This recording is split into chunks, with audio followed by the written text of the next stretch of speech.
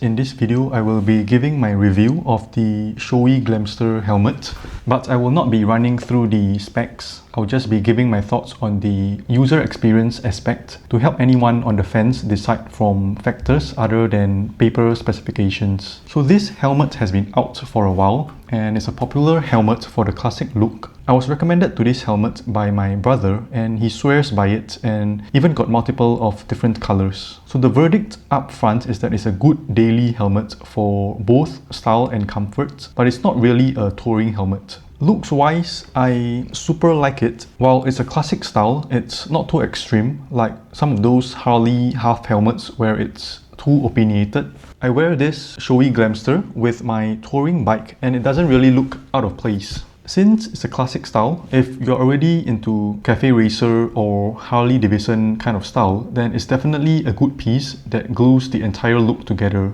I think for Vespas, it will look good as well. The shell profile is compact, which makes it look slim and fitting on the head, not making you look like an astronaut with a helmet on. The compact shell is actually one of the reasons that it's widely considered a good-looking helmet, apart from its rounded style. The cushion is more structured, not the kind that becomes thin easily. It's good for maintaining the helmet fit on your head over time, especially if you wash your linings often. The fabric on the lining is very soft, definitely much better than the other helmet linings that I've used from other brands, but that's all a personal preference. And not only is the fabric soft, I think there's some kind of technology that makes it not smell easily. I have the habit of wiping down my helmet linings with wet wipes after a sweaty and hot riding session. Even with this routine, my other full-face helmets would start to smell in 2 weeks if I ride daily. But this Shoei lining, it doesn't really get smelly even after 2 months. Although it's a full face, the cheek cushion doesn't wrap around too far out to the front. This makes it feel like an open face while keeping the safety of a full face helmet. For me, this is a big deal because the Southeast Asia weather is very hot and humid and I don't really like the feeling of something wrapping my entire face throughout my riding journey. For the weight wise, it is very light. In fact, it's much lighter than even this other half face helmet that I have. But this only ever impacts if you go for touring or very long rides. Where I'm from, rides are usually no longer than an hour. The weight difference wouldn't really matter. This helmet, it doesn't come with a sun visor. It was a thing that initially puts me off and I think maybe some people will not want to buy it for this reason as well. But this classic style is not supposed to have a sun visor, else it will make the helmet look super ugly and bulky. If you are able to sacrifice some convenience and practicality for looks, then I think you are also the same kind of person that would be willing to bring along a pair of sunglasses to wear with this helmet. So I don't think the sun visor would be an issue. The helmet fits well even with sunglasses that are thick acetate or plastic, so I think for most glasses it will fit fine with no issues. The visor is not easily able to lock and unlock when riding, and it requires quite a bit of effort.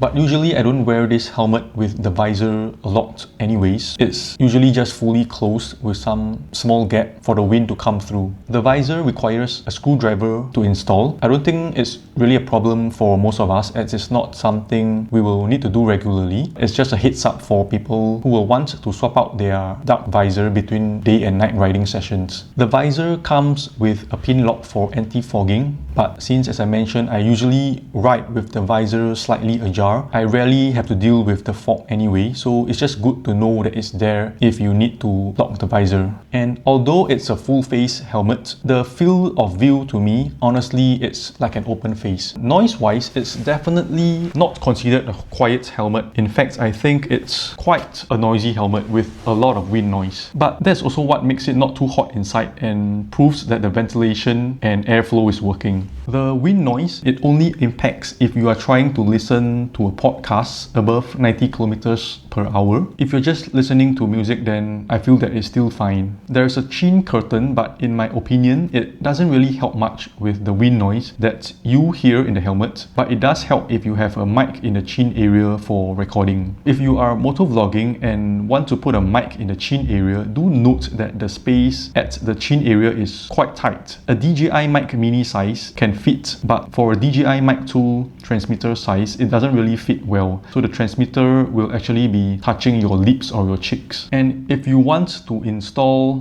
intercoms with this helmet, this is the part that you will have to take note and do some measurements. If your speaker unit is very thick, I don't think it will be able to fit and feel comfortable since the helmet shell is slim and has no dedicated speaker slot. I'm using a Vimoto com set and managed to fit my speakers in, but the speakers have to be flushed to a specific spot for it to not cause discomfort. But this flushing is just a one-time thing, so I think it's fine. The thickness of my speakers are around 1 cm. I feel that anything thicker likely will have an issue in terms of comfort, where no matter how you flush it, it will still feel like it's pressing on your ears. This is actually one of my concerns before purchasing this Shoei helmet. Fit-wise, how a helmet fits on your head is really something that you need to go down physically to shops to try, so I can't really review that for you. My overall verdict is that I feel that it's a good daily helmet for both style with comfort, and I recommend it. But if you want to go for long distance touring, then maybe try other models from the same Shoei brand, like the GT Air series. If this is your first helmet though, I would suggest to get something that covers every aspect first. Only when you have decided down the line that you can sacrifice some practicality for looks, then this helmet is recommended.